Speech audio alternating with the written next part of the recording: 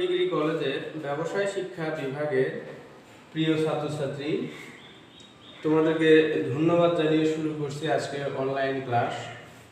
করোনাকালীন সময়ে তোমরা অবশ্যই স্বাস্থ্যবিধি মেনে চলবে, এই আশাবাদ ব্যক্ত করি। আজকে আমি তোমাদের যে ক্লাস করাবো ব্যবসায় সংগঠন ও ব্যবস্থাপনা বিষয়ের দ্বিতীয় পত্রের তৃতীয় অধ্যায়, পরিকল্পনা প্রণয়ন ও সিদ্ধান্ত গ্রহণ। তাহলে পরিকল্পনা প্রণয়ন ও সিদ্ধান্ত গ্রহণ এই অধ্যায়টি পড়ার জন্য প্রথমেই আমরা যে বিষয়টি আমাদেরকে খুব গুরুত্বপূর্ণ সেটা হচ্ছে, প্রথমে আমাদেরকে জানতে হবে পরিকল্পনা আসলে কি, প্ল্যানিং কি। তাহলে আমরা প্রথমে জেনে নিই পরিকল্পনা কি। পরিকল্পনা হলো তুমি ভবিষ্যতে কি করবে তা আগাম নির্ধারণ করে রাখা, অর্থাৎ কাল পরশু বা 6 মাস 1 বছর পরে তুমি কি করবে সেটা এখন থেকে ঠিক করে রাখার নামই হচ্ছে পরিকল্পনা।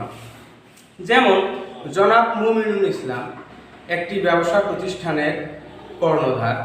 উনি ঠিক করলেন যে 2017 সালের তুলনায় উনি 2018 সালে উৎপাদন 20% বৃদ্ধি করবেন। সে লক্ষ্যে কোথায়, কিভাবে, কাকে কি দায়িত্ব অর্পণ করবেন, কিভাবে কাজগুলো করবেন, কিভাবে বিভিন্ন বিভাগ উপবিভাগের মধ্যে সমন্বয় সাধন করবেন, সে বিষয়গুলো তিনি আগেই ঠিক করে রাখলেন। এটাই হচ্ছে পরিকল্পনা। এখন তিনি ঠিক করে রাখার কারণে প্রতিষ্ঠানের কাঙ্ক্ষিত যে মুনাফা অর্জন সেটা বছর শেষে অর্জিত হলো, অর্থাৎ তিনি সফল হলেন। তাহলে তিনি কেন সফল হইলেন? এই পরিকল্পনার কারণে তার যে কাঙ্ক্ষিত লক্ষ্য সেটা তিনি অর্জন করতে পারলেন। এখন ভবিষ্যতে কি করা হবে তা আগে থেকে নির্ধারণ করাই হচ্ছে পরিকল্পনা। সেটা আমি তোমাদের বারবার বলছি, পরিকল্পনা হলো একটি চিন্তাশীল প্রক্রিয়া। এটি হচ্ছে উচ্চ পর্যায়ের একটি কাজ, অর্থাৎ ব্যবস্থাপনার উচ্চ পর্যায়ে যারা থাকেন তারাই এই পরিকল্পনাটা প্রণয়নের কাজে জড়িত থাকেন। এটা কোনো শারীরিক কাজ নয়, এটি একটি চিন্তাশীল প্রক্রিয়া। তাহলে আমরা অবশ্যই তোমরা বুঝতে পেরেছো যে পরিকল্পনাটা আসলে কি, অর্থাৎ ভবিষ্যতে কি করা হবে তা আগাম ঠিক করে রাখাই হচ্ছে পরিকল্পনা। তাহলে এরপরে আমরা আলোচনা করব পরিকল্পনাটার ক্যারেক্টারিস্টিক্স, অর্থাৎ পরিকল্পনার বৈশিষ্ট্য, অর্থাৎ পরিকল্পনা কি কি বৈশিষ্ট্য পরিকল্পনার মধ্যে থাকে। তাহলে তোমরা প্রথমে 1 নম্বরে থাকবে এটি একটি বুদ্ধিদীপ্ত প্রক্রিয়া, অর্থাৎ আমি প্রথমেই বলেছি যে পরিকল্পনা কোনো শারীরিক কাজ নয়, এটা হচ্ছে বুদ্ধিদীপ্ত প্রক্রিয়া। এটি ব্যবস্থাপনার উচ্চ পর্যায়ে যারা থাকেন তারা এটি গ্রহণ করেন। এরপরে আসবে তোমাদের উদ্দেশ্য সুস্পষ্টতা, অর্থাৎ পরিকল্পনা করে তুমি সামনে কি উদ্দেশ্য অর্জন করতে চাও সেটা অবশ্যই সুস্পষ্ট হতে হবে। অস্পষ্ট কোনো উদ্দেশ্য নিয়ে যদি তুমি আগাও তাহলে কখনোই সেটা পরিকল্পনা হবে না। এরপরে আসবে তোমার পরিকল্পনার সহজবদ্ধতা, অর্থাৎ পরিকল্পনাটি হতে হবে সহজ, এবং কারণ প্রতিষ্ঠানের নিচের স্তরে যারা থাকেন, উপরের স্তরে যারা থাকেন সবাই যেন এই পরিকল্পনাটি খুব ভালোভাবে বুঝতে পারে। এটাই হচ্ছে সহজবদ্ধতা, অর্থাৎ পরিকল্পনাটা বোঝার ক্ষমতা যেন সকলের থাকে। এরপরে তোমাদের আসবে নমনীয়তা। এখন নমনীয়তা আসলে কি জিনিস? নমনীয়তা বলতে বোঝায় অনিশ্চিত ভবিষ্যতের সাথে সামঞ্জস্য রেখে একটা পরিকল্পনা কিভাবে কাজ করবে, অর্থাৎ পরিকল্পনাটা কিন্তু ভবিষ্যৎ নির্ভর, অর্থাৎ ভবিষ্যতে যদি এমন কোনো পরিস্থিতির উদ্ভব হয় যেটার সাথে এই গৃহীত পরিকল্পনাটি সমন্বয় করে কাজ করা যাবে, এই জন্য পরিকল্পনাটাকে অবশ্যই নমনীয় হইতে হবে। এমন কোনো পরিকল্পনা গ্রহণ করা যাবে না যেটা ভবিষ্যতের সাথে সামঞ্জস্যপূর্ণ হবে না। এরপরে আসবে গ্রহণযোগ্যতা। পরিকল্পনাকে অবশ্যই সকলের কাছে গ্রহণযোগ্য হতে হবে। যদি পরিকল্পনাটি সকলের কাছে গ্রহণযোগ্য না হয় তাহলে কখনোই কর্মীরা এটাকে ভালোভাবে নেবে না বা এই পরিকল্পনা কখনো বাস্তবায়ন হবে না। এরপরে আসবে সমন্বয় সাধন। সমন্বয় সাধন বলতে সাধারণত আমি তোমাদেরকে বারবার বলেছি যে সমন্বয় সাধন বলতে প্রতিষ্ঠানের বিভিন্ন বিভাগ উপবিভাগ থাকে, যে বিভাগের কাজ সেই বিভাগই করবে, যে কর্মীর উপরে যে দায়িত্বটি দেয়া আছে সেই সে কাজটা করবে, কারো কাজে কেউ ইন্টারফেয়ার করবে না। অর্থাৎ যে যার কাজ শেষ তার কাজটি সুচারুভাবে সম্পূর্ণ করাই হচ্ছে সমন্বয় সাধন। একটি পরিকল্পনার বৈশিষ্ট্য হচ্ছে অবশ্যই সমন্বয় সাধন থাকতে হবে। এরপরে আসবে হচ্ছে বাস্তবতা। আমি বারবারই বলেছি যে পরিকল্পনা অবশ্যই বাস্তবসম্মত হতে হবে। এমন কোনো পরিকল্পনা গ্রহণ করা যাবে না যেটা কল্পনাপ্রসূ হবে। কল্পনাপ্রসূ কোনো পরিকল্পনা বাস্তবায়ন সম্ভব নাও হতে পারে। সেজন্য পরিকল্পনাকে অবশ্যই বাস্তবসম্মত হতে হবে। অর্থাৎ যা করা সম্ভব সেটাই তুমি পরিকল্পনা করবে, যা করা সম্ভব নয় সেটা কখনোই পরিকল্পনা করা যাবে না। এরপরে আমাদের আসবে ধারাবাহিকতা। অর্থাৎ একটা পরিকল্পনা যাতে এই বছর শেষ হইলে তার সাথে সংযোজন বিয়োজন করে সেই ওই পরিকল্পনাটাই যাতে ব্যবহার করা যায়, বা অর্থাৎ প্রতিষ্ঠানে একটা পরিকল্পনা একটার পর একটা আসে, এটাই হচ্ছে পরিকল্পনার ধারাবাহিকতা। এরপরে আসবে মিতব্যয়িতা। মিতব্যয়িতা শব্দের অর্থ হচ্ছে খরচটাকে যতটা সম্ভব কমানো। পরিকল্পনা করে একটা প্রতিষ্ঠানে উৎপাদনে কতটুকু খরচ হবে সেটা আমরা আগে থেকেই নির্ধারণ করব। এই আগে থেকে নির্ধারণ করলে কি হবে, আমাদের খরচ কি হবে, কম হবে। অর্থাৎ কাম্য খরচ যেটা, অর্থাৎ যেটুকু খরচ না হইলেই নয়, সেটাই হচ্ছে এই পরিকল্পনার বৈশিষ্ট্য। অর্থাৎ পরিকল্পনার ক্ষেত্রে মিতব্যয়িতা একটি অন্যতম বৈশিষ্ট্য। এরপর যেটা আসবে সেটা হচ্ছে তথ্য নির্ভরতা। পরিকল্পনা প্রণয়ন এবং বাস্তবায়ন এবং কাঙ্ক্ষিত লক্ষ্য অর্জন, এটার ক্ষেত্রে সব সময় এর তথ্য নির্ভরতাটা অনেক গুরুত্বপূর্ণ। তুমি যদি ভুল তথ্য বা ভুল কোনো জায়গা থেকে তথ্য সংগ্রহ করে তার আগে পরিকল্পনা গ্রহণ করো, তাহলে সেই পরিকল্পনা কখনোই বাস্তবায়নযোগ্য হবে না বা প্রতিষ্ঠানের কাঙ্ক্ষিত লক্ষ্য কখনো অর্জন সম্ভব হবে না। এরপরে আসবে সৃজনশীলতা। অর্থাৎ পরিকল্পনা একটা কি, পরিকল্পনা একটা সৃজনশীল কাজ, এটি নির্বাহীদের সৃজনশীলতা ফল। অর্থাৎ পরিকল্পনা প্রণয়ন করতে গেলে তাকে সৃজনশীল ব্যক্তি সম্পন্ন হইতে হবে বা সৃজনশীল দক্ষতাটা থাকতে হবে। এরপরে আসবে তোমার হচ্ছে পরিকল্পনার একটা নির্দিষ্ট সময়কাল আছে, আমাদের 12 নম্বর পয়েন্ট, নির্দিষ্ট সময়কাল। কোনো পরিকল্পনায় 100 বছর 50 বছর এইরকম অনির্দিষ্ট কাল বা 200 বছর এরকম হইতে পারে না, কারণ আমাদের বাহ্যিক পরিবেশটা সবসময় কি পরিবর্তনশীল, যে কোনো সময় যে কোনো পরিস্থিতির উদ্ভব হতে পারে। অর্থাৎ পরিকল্পনার একটা সার্টেন টাইম থাকবে, নির্দিষ্ট একটা সময় থাকবে, যে সময়ের মধ্যে এই পরিকল্পনাটা বাস্তবায়ন হবে। প্রতিষ্ঠানের সকলেই যেন সেই সময়টা জানে, সেই সময় অনুসারে কাজ করে, তাহলে এই নির্দিষ্ট সময়কালের মধ্যে একটা পরিকল্পনা বাস্তবায়ন সম্ভব হবে। তাহলে আমি তোমাদেরকে 12টি পয়েন্ট বললাম, এই 12টি পয়েন্ট হচ্ছে পরিকল্পনা বৈশিষ্ট্য। তাহলে এই পরিকল্পনার বৈশিষ্ট্যগুলো তোমরা সুন্দর করে পড়ে নিবা এবং আমি যে কথাগুলো বললাম সেগুলো মনে রেখে এগুলো একটু প্র্যাকটিস করবা, অনুশীলন করবা, তাহলে ইনশাআল্লাহ তোমরা পরিকল্পনার বৈশিষ্ট্যগুলো পড়তে পারবা। তাহলে প্রিয় ছাত্রছাত্রী, এরপরে আমরা যে টপিকসটি পড়ব সেটা হচ্ছে, আমি তোমাদেরকে আজকে যেটা পড়াবো আর একটা টপিক, সেটা হচ্ছে পরিকল্পনার গুরুত্ব। অর্থাৎ পরিকল্পনা আসলে আমাদের কেন লাগবে, পরিকল্পনা আমাদের কি কি সুবিধা বা কি কি কারণে পরিকল্পনাটা অবশ্যই আমাদের প্রয়োজন, একটা প্রতিষ্ঠানের জন্য, একটা দেশের জন্য, একটা সংগঠনের জন্য, শিক্ষা প্রতিষ্ঠান থেকে শুরু করে সব কিছুর জন্য আমাদের পরিকল্পনার প্রয়োজন। আমাদের নিজের জীবনেরও একটা পরিকল্পনা থাকে, সেই পরিকল্পনা অনুসারে আমরা যদি কাজ করি তাহলে আমরা জীবনে সফলতা অর্জন করি, তাছাড়া কিন্তু কখনোই আমরা সফল হতে পারবো না। একটি দেশ যদি পরিকল্পনা ছাড়াই চলে তাহলে সেই দেশটি কখনো মাথা উঁচু করে দাঁড়াতে পারবে না। তাহলে দেখো, প্রথমে পরিকল্পনার গুরুত্ব, এখানে আমাদের তোমরা দেখতে পাচ্ছ যে 9টি পয়েন্ট আমি লিখেছি, এই 9টি পয়েন্ট আমরা এখন আলোচনা করব। তাহলে প্রথমে যে জিনিসটা 1 নম্বর পয়েন্ট, সেটা হলো পরিকল্পনার 1 নম্বর উদ্দেশ্য হলো উদ্দেশ্য অর্জন। অর্থাৎ তুমি পরিকল্পনাটা কেন গ্রহণ করবে? পরিকল্পনাটা গ্রহণ এই জন্য করবে যে এর মাধ্যমে তুমি একটা উদ্দেশ্য অর্জন করবে। এখন উদ্দেশ্যটা কি? তুমি যদি কোনো কোম্পানিতে বা প্রতিষ্ঠানে এটা পরিকল্পনা গ্রহণ করো, তাহলে তুমি কি করবে যে হয়তো 2 বছর পর আমি এত টাকা মুনাফা অর্জন করতে চাই, তাহলে এটা তোমার একটা উদ্দেশ্য। তুমি যদি জীবনে এটা প্রয়োগ করো, তুমি যদি স্টুডেন্ট হও, ভালো করে পড়াশোনা করো যে ভবিষ্যতে আমি উজ্জ্বল করব বা ভবিষ্যতে আমি কিছু একটা হব, তাহলে সেই উদ্দেশ্য অর্জনের জন্য তুমি পরিকল্পনা গ্রহণ করবে।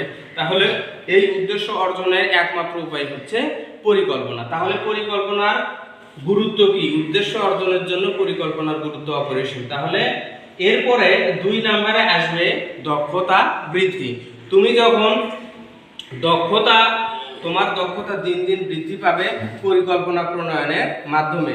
কারণ একটা পরিকল্পনা যখন বারবার গ্রহণ করা হয়, একটা কাজ যখন বারবার করা হয়, তখনই তোমার দক্ষতা বৃদ্ধি পায়। এখন এই দক্ষতা দিনে দিনে তোমার বৃদ্ধি পাবে। তাহলে দক্ষতা বৃদ্ধির জন্য পরিকল্পনা অত্যন্ত গুরুত্বপূর্ণ। এরপরে আসবে মিতব্যয়িতা অর্জন। এখন মিতব্যয়িতা অর্জন বলতে আমি তোমাদের বারবারই বলছি যে মিতব্যয়িতা অর্জন কি। মিতব্যয়িতা অর্জনের জন্য তোমাদের যে জিনিসটা করতে হবে, তাহলে পরিকল্পনার এর ক্ষেত্রে মিতব্যয়িতা অর্জন কি? সাফল্যর অন্যতম পূর্ব শর্ত হচ্ছে মিতব্যয়িতা সাথে তোমাকে যে কোনো কার্যাবলী সম্পাদন করতে হবে। তাহলে কি সঠিক পরিকল্পনা গ্রহণের মাধ্যমে তুমি কি করবে? সম্পদের সঠিক ব্যবহারের মাধ্যমে তোমার যখন উৎপাদন বৃদ্ধি পাবে, একক প্রতি ব্যয় কম হবে, তখনই তোমার কি হবে? মিতব্যয়িতা অর্জন হবে। অর্থাৎ তুমি কম ব্যয়ে বেশি পণ্য উৎপাদন করতে পারবে বা বেশি কার্যাবলী সম্পন্ন করতে পারবে।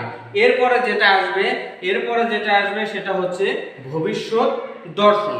এখন ভবিষ্যৎ দর্শন কি? পরিকল্পনা ব্যবস্থাপনা সকল ব্যবসায়ের ক্ষেত্রে খুবই গুরুত্বপূর্ণ।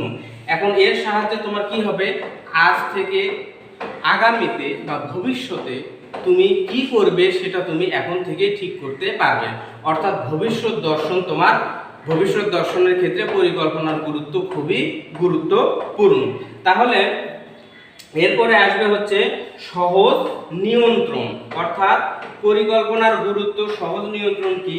এখানে তুমি যখন একটা প্রতিষ্ঠানের জন্য পরিকল্পনা গ্রহণ করবে, কে কি কাজ করবে, কে কার কাজে সহযোগিতা করবে, কে কাজটি নিয়ন্ত্রণ করবে, কে এর দেখভাল করবে, সেটা যদি তোমার আগে থেকেই ঠিক করা থাকে, তাহলে দেখবে যে একটা প্রতিষ্ঠানের কি নিয়ন্ত্রণ খুব সহজ হবে।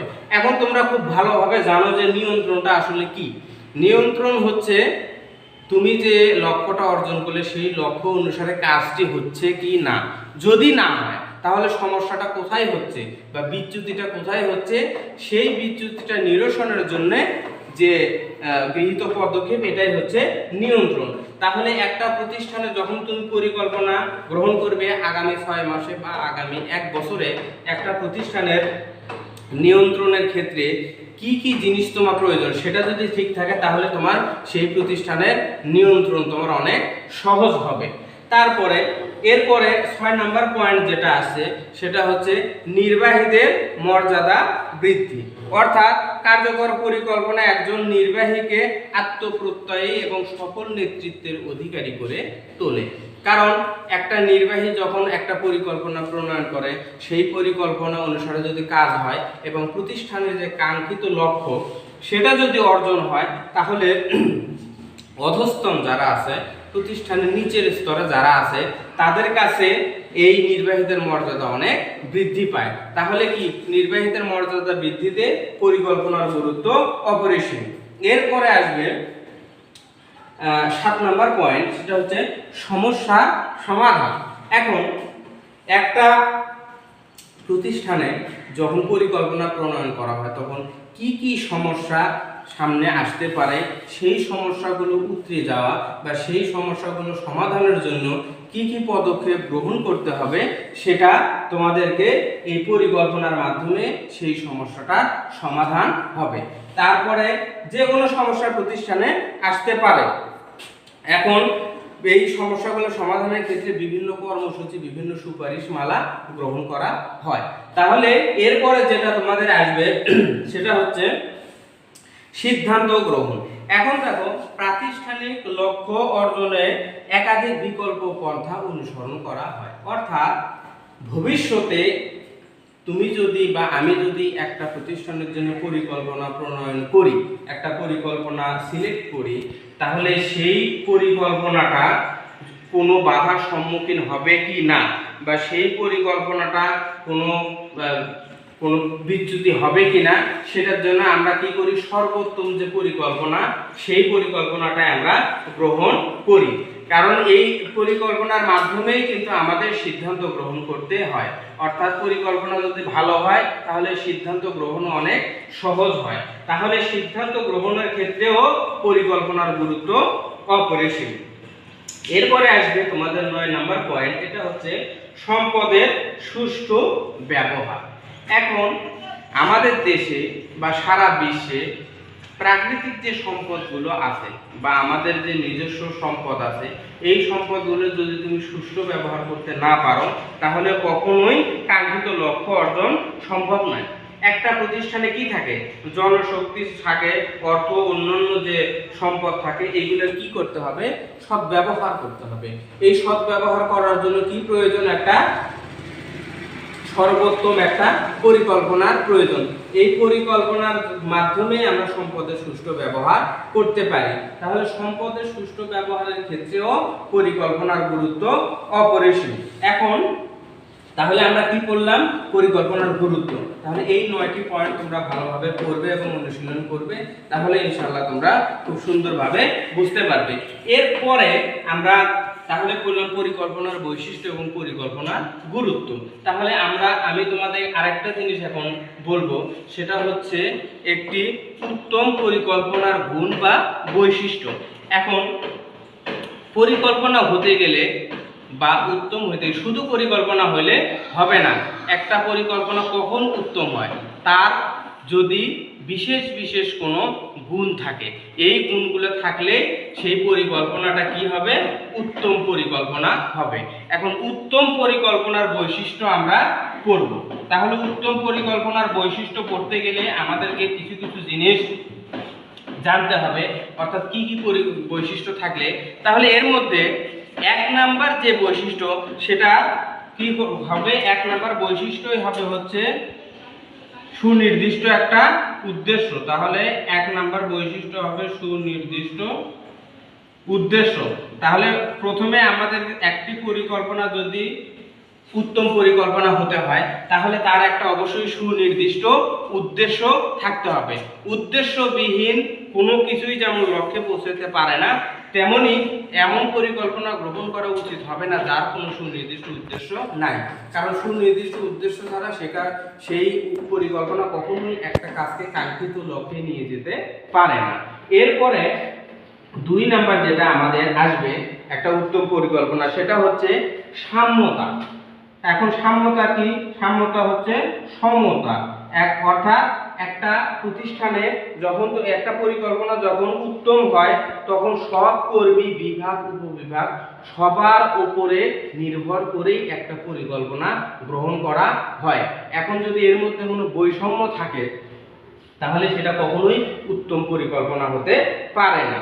এরপরে তোমরা দেখো, এরপরে আসবে 3 নাম্বার যেটা, সেটা হচ্ছে বাস্তবতা। আচ্ছা, একটা পরিকল্পনা আমি পরিকল্পনার প্রথমে যে বৈশিষ্ট্য সেটার মধ্যেও বলেছি যে পরিকল্পনাটাকে অবশ্যই বাস্তবসম্মত হতে হবে। কল্পনাপ্রসূ কখনোই কোনো পরিকল্পনা উত্তম পরিকল্পনা হতে পারে না। এখন দেখো, এই একটা পরিকল্পনা অবশ্যই বাস্তব বিমুখতা হলে চলবে না, অবশ্যই তাকে বাস্তবতার নিরিখে প্রণয়ন করতে হবে। তারপরে এরপরে 4 নাম্বার যেটা আসবে সেটা হলো সময়কাল। তাহলে একটা পরিকল্পনা কি থাকবে, সময়কাল। সেটা স্বল্পমেয়াদী হতে পারে, দীর্ঘমেয়াদী হতে পারে। তারপরে একটা পরিকল্পনাটা আমরা জানি যে তোমাদেরকে বারবার বলেছি যে পরিকল্পনা একার্থক হয় আবার কি স্থায়ী হয়। একার্থক পরিকল্পনা যে পরিকল্পনাটা কি একবার ব্যবহার হয়, এটা হচ্ছে একার্থক পরিকল্পনা। আর যে পরিকল্পনাটা বারবার ব্যবহার হয় এটা হলো স্থায়ী পরিকল্পনা। অর্থাৎ ওই পরিকল্পনাটায় একটা প্রতিষ্ঠানে বারবার পুনঃ ব্যবহার হয়। এরপরে উত্তম পরিকল্পনার এরপরের বৈশিষ্ট্য হবে তথ্য ভিত্তিক। এখন দেখো তথ্য ভিত্তিক, এখন একটা পরিকল্পনা অবশ্যই তথ্য নির্ভর হতে হবে। মন করা ভাবে একটা কোনো প্রতিষ্ঠানের নির্বাহী যদি পরিকল্পনা প্রণয়ন করে তাহলে সেই পরিকল্পনাটা কখনোই আলোর মুখ দেখবে না, তাকে অবশ্যই তথ্য ভিত্তিক হতে হবে। বিভিন্ন বিভাগ উপবিভাগ থেকে তথ্য সংগ্রহ করে সেই তথ্যের আলোকে বাস্তবতার নিরিখেই পরিকল্পনা প্রণয়ন করতে হবে। এটি হচ্ছে পরিকল্পনা, উত্তম পরিকল্পনার একটা বৈশিষ্ট্য। এরপরে যেটা আসবে সেটা হচ্ছে সহজবদ্ধতা। সহজবদ্ধতা কি? একটা পরিকল্পনাকে উত্তম হইতে গেলে সেই পরিকল্পনাটি অবশ্যই সহজবদ্ধ হইতে হবে। সহজবদ্ধ বলতে কি বোঝায়? অর্থাৎ সেই পরিকল্পনাটি প্রতিষ্ঠানের সকল কর্মকর্তা কর্মচারী যারা আছেন উপর থেকে নিচে পর্যন্ত সবাইকে সেই পরিকল্পনাটা বুঝতে হবে, তারা যেন সহজেই সেই পরিকল্পনাটা বুঝতে পারে, তাহলেই একটি পরিকল্পনা উত্তম পরিকল্পনা হিসেবে বিবেচিত হবে। তারপরে এরপরে যেটা আসবে তোমরা দেখো, এরপরে যে জিনিসটা আসবে সেটা আমি তোমাদেরকে বলি, সেটা হচ্ছে উত্তম পরিকল্পনার যে বৈশিষ্ট্য সেটা দেখো। এরপরে আসবে হচ্ছে গ্রহণযোগ্যতা। একটি উত্তম পরিকল্পনার অন্যতম একটি বৈশিষ্ট্য হচ্ছে গ্রহণযোগ্যতা। তাহলে গ্রহণযোগ্যতা কি? গ্রহণযোগ্যতা বলতে বোঝায় অর্থাৎ সব কর্মচারী কর্মকর্তা যেন একটি প্রতিষ্ঠান এই পরিকল্পনাটা গ্রহণ করে সহজে নিতে পারে। এরপরে আসবে ধারাবাহিকতা। যে জিনিসগুলো আমরা পরিকল্পনার বৈশিষ্ট্যের মধ্যেই পড়ছি, ধারাবাহিকতা বলতে একটা পরিকল্পনা যাতে বারবার ব্যবহার করা যায়, এটাই হচ্ছে পরিকল্পনা ধারাবাহিকতা। অর্থাৎ আগের বছরে যে পরিকল্পনাটি নেওয়া হয়েছে পরের বছরে সেটার পরিবর্তন বা পরিমার্জন করে যদি গ্রহণ করা যায় তাহলে এটাই হচ্ছে ধারাবাহিক পরিকল্পনা, ধারাবাহিকতা। এটাই হচ্ছে উত্তম পরিকল্পনাটা, অর্থাৎ যে পরিকল্পনাটা বারবার ব্যবহার করা যায়, এটাই হচ্ছে উত্তম পরিকল্পনা। এরপরে যেটা আসবে সেটা হচ্ছে যে পরিকল্পনা সেটা হচ্ছে নমনীয়তা। আমি তোমাদেরকে বলছি নমনীয়তা কি জিনিস, অর্থাৎ ভবিষ্যতে এমন কিছু পরিস্থিতির উদ্ভব হতে পারে যার সাথে এই গৃহীত পরিকল্পনাটি অবশ্যই সমন্বয় সাধনের মাধ্যমে আমাদের যে কাঙ্ক্ষিত লক্ষ্য আমরা নির্ধারণ করেছি সেটা যেন আমরা অর্জন করতে পারি। তাহলে এইগুলা হচ্ছে একটি উত্তম পরিকল্পনার বৈশিষ্ট্য।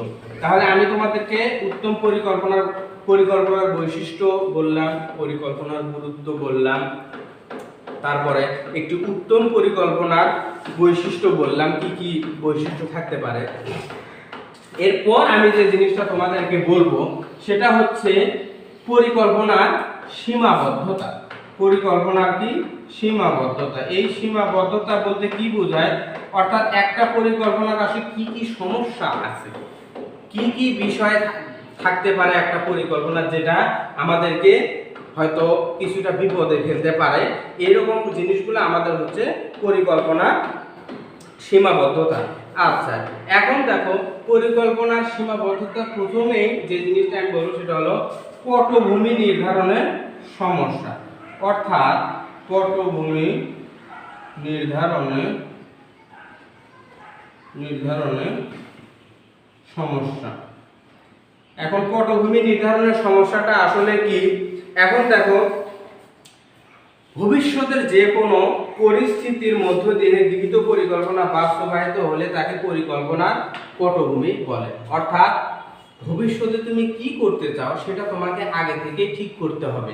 এখন তুমি আসলে কি করতে চাও সেটাই যদি ঠিক করতে না পারো তাহলে পটভূমি নির্ধারণ সম্ভব নয়। তাহলে এটা তোমাকে পটভূমি নির্ধারণের সমস্যাটা পরিকল্পনার একটা সীমাবদ্ধতা। এরপরে আসবে সময় সাপেক্ষ। এখন দেখো একটা পরিকল্পনা গ্রহণ কিন্তু অনেক সময় সাপেক্ষ ব্যাপার। এখন অনেক সময় এর পিছনে খরচ হয়ে যায় পরিকল্পনা প্রণয়নের পিছনে, তাহলে এটা পরিকল্পনার একটা সমস্যা বা সীমাবদ্ধতা। এরপরে আসবে ব্যয় সাপেক্ষ। অর্থাৎ একটা পরিকল্পনা যখন তুমি গ্রহণ করবা তখন সে পরিকল্পনা যারা উপরস্থের নির্বাহীরা যারা এই পরিকল্পনাটা গ্রহণ করবে তাদের পিছনে কিছু খরচ হবে, যেটা অনেক সময় ব্যয় সাপেক্ষ হয়ে যায়। তাহলে পরিকল্পনার এটা একটা সীমাবদ্ধতা। এরপরে আসছে উদ্যোগ গ্রহণে বাধা দান। পরিকল্পনা যখন প্রণয়ন করা হয়, বিভিন্ন উদ্যোগ গ্রহণ করা হয়, অনেক সময় বিভিন্ন বাধা বিপত্তির কারণে সেগুলো হয়ে ওঠে না। এটা হচ্ছে পরিকল্পনার একটা সীমাবদ্ধতা। এরপরে আসবে অনমনীয়তার প্রতি ঝোঁক। অর্থাৎ কেউ অনেকেই আছে যে বোরামিটাকে ধরে থাকে, আগের বছর যা করেছে এবার তাই করবে, অর্থাৎ নতুন করে কোনো কিছু গ্রহণ করতে চায় না। এটা হচ্ছে অনমনীয়তার প্রতি একটা ঝোঁক। এটা একটা পরিকল্পনা সীমাবদ্ধতা। এখন এরপরে আসবে সঠিক তথ্যর অভাব। অনেক সময় দেখা যায় যে প্রতিষ্ঠানের নিচের স্তর থেকে বা বিভিন্ন বিভাগ উপবিভাগ থেকে আমরা যখন তথ্য সংগ্রহ করি, যেটা আমরা পরিকল্পনা প্রণয়ন করব, সেই তথ্যটা অনেক সময় যে উৎস থেকে আমরা নেই সেই উৎস থেকে কোনো ভুল তথ্য আসতে পারে। সেক্ষেত্রে কি হবে, তথ্য যখন ভুল হবে সেই তথ্যের আলোকে যে পরিকল্পনাটা আমরা গ্রহণ করব সেই পরিকল্পনাটাও ফলপ্রসূ হবে না এবং সেই পরিকল্পনার মাধ্যমে ভবিষ্যতে যে কাঙ্ক্ষিত লক্ষ্য সেটা অর্জন সম্ভব হবে না। তাহলে এটাও পরিকল্পনার একটা সীমাবদ্ধতা। এরপরে আসবে দ্রুত পরিবর্তনের যে অসুবিধা। এখন দ্রুত পরিবর্তনের অসুবিধাটা কি, অর্থাৎ একটা পরিকল্পনা যখন গ্রহণ করা হয়, কোনো পরিস্থিতি যদি এমন কোনো পরিস্থিতির উদ্ভব হয় যে ওই পরিবর্তিত পরিস্থিতির সাথে খাপ খাওয়াইতে এই পরিকল্পনাটি ব্যর্থ হয়, তখন আর এই পরিকল্পনাটা খুব দ্রুত পরিবর্তন করা সম্ভব হয় না। যার কারণে গৃহীত পরিকল্পনা পরিবর্তন সম্ভব না হওয়ার কারণে ওই কাজটি আর করা সম্ভব হয় না। যার কারণে এই দ্রুত পরিবর্তনের সমস্যা, এটা পরিকল্পনার একটা সীমাবদ্ধতা বা অসুবিধা। এরপরে যেটা আসবে সেটা হচ্ছে বাহ্যিক সমস্যা সমাধানে অপারগতা। অর্থাৎ একটি পরিকল্পনা যখন ভবিষ্যতের জন্য গ্রহণ করা হয় তখন ভবিষ্যতে এমন কিছু বাহ্যিক পরিস্থিতির উদ্ভব হয় যেটা আসলে আমাদের কারোই জানার কথা না বা কেউ এটা জানতে পারে না। তখন সেই পরিস্থিতির সাথে এই পরিকল্পনাটি খাপ খাওয়াতে পারে না বিধায় ওই বাহ্যিক যে পরিস্থিতি এটা আমরা তখন সমাধান করতে পারি না। তাহলে এটাও পরিকল্পনার একটা সীমাবদ্ধতা বা অসুবিধা। তাহলে এই বিষয়গুলো তাহলে আমরা কি কি পড়লাম? প্রথমে পড়লাম পরিকল্পনা কি, তারপরে পড়লাম পরিকল্পনার বৈশিষ্ট্য, তারপরে পড়লাম পরিকল্পনার গুরুত্ব, তারপরে উত্তম পরিকল্পনার বৈশিষ্ট্য, তারপরে একটি পরিকল্পনার অসুবিধা বা সীমাবদ্ধতা। তাহলে এই জিনিসগুলো আমি তোমাদেরকে যে লেকচারটা দিলাম আমি আশা করব তোমরা অবশ্যই এই লেকচারটি আবার দেখবে, বারবার দেখবে এবং অনুশীলন করবে এবং এটা প্র্যাকটিস করতে করতে তোমাদের এটা অবশ্যই অনেক ভালো লাগবে। এই অধ্যায়টি চমৎকার একটি অধ্যায়। তাহলে ছাত্রছাত্রী তোমরা অবশ্যই এই অধ্যায়টি ভালোভাবে পড়বে এবং তোমরা সুস্থ থাকবে, করোনাকালীন সময়ে স্বাস্থ্যবিধি মেনে চলবে, তোমরা ভালো থাকো, পড়াশোনা করো, তোমরা দেশের একদিন কর্ণধার হবে। আশা করি তোমরা ভালো থাকবে। ধন্যবাদ।